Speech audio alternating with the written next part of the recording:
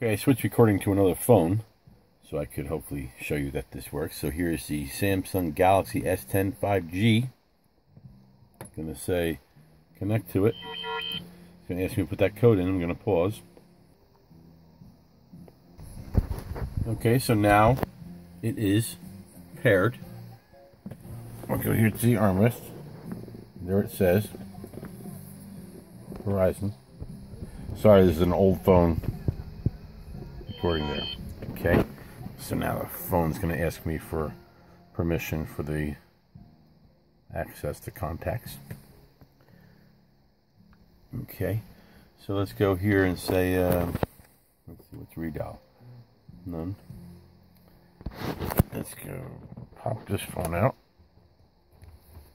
Is that my hand in front of the camera? I'm sorry. It's cold out here.